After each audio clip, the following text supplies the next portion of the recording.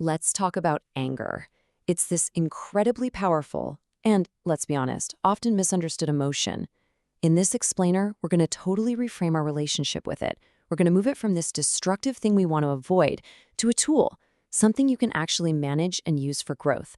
So let's dive in and figure out how to make anger work for you, not against you. Okay, so let's start with a really common one. You've heard this a million times, right? When you're angry, just let it all out, vent, get it off your chest.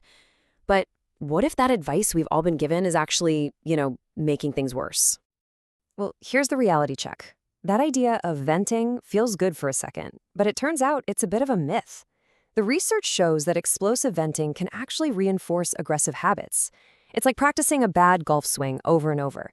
You just get better at being angry. The real goal, healthy expression, is something totally different. It's about being calm, honest, and respectful. So, if just letting loose isn't the answer, then what is? The first step is to completely change how we think about anger. It isn't a bad emotion, it's just a signal. Think of it like an alarm system telling you, hey, something's not right here. Maybe a boundary was crossed, or you're seeing an injustice.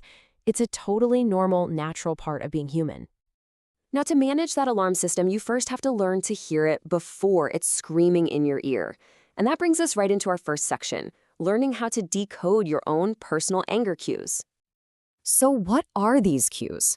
Well, think of them as your body's own built-in early warning system.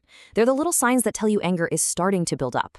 Spotting these is your first and honestly your most powerful chance to step in and choose a different path before the anger takes over completely.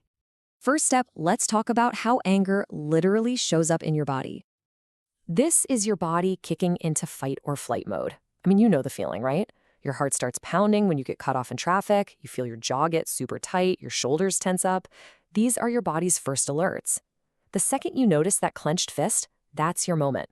That's your chance to take a breath and pause. But it's not just a physical thing. Anger is almost never the first emotion to arrive at the party. It's usually covering for something else. A lot of the time, anger is like a mask for these other, more vulnerable feelings. So right before you feel that rage, do you actually feel frustrated? Or maybe hurt by something someone said? Or even jealous or embarrassed? Identifying that root emotion is a huge, huge step in understanding what your anger is really trying to tell you. Okay, so we've got the physical and the emotional. Next, how does this all start to show up on the outside? These are the behavioral cues, the things you actually start doing, and a lot of times you don't even realize it.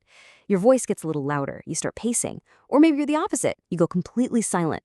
And oh man, sarcasm, that's a classic one. Think of these as the steam starting to whistle from the kettle. And finally, we get to the most powerful part of all, the thing that really pours gasoline on the fire, your own thoughts. These are the cognitive cues. They're the stories you tell yourself in your head that turn a small spark into a wildfire. Thoughts like, this is so unfair, or the really big ones using words like always or never. They always disrespect me. No one ever listens. This kind of absolute black and white thinking creates a story of injustice that can escalate things really, really fast. So once you recognize those cues, you're standing at a critical fork in the road. And this brings us to section 2, the 2 anger cycles. Because every time you get angry, there's a pattern, but how you navigate it changes everything. First, here's the universal pattern. It all starts with a trigger. Something happens. Then comes escalation. That's when all those cues we just talked about kick in. That leads to the crisis, which is the peak moment, your reaction. And finally, there's recovery, when the anger goes away, but the consequences, they stick around. The big question is, what happens inside that cycle? Well, this slide shows the 2 paths you can take. On one side, you've got the unhealthy path. This is where you suppress it, you deny it, you push it down, and that just leads to burnout. But the healthy path, that's a total game changer.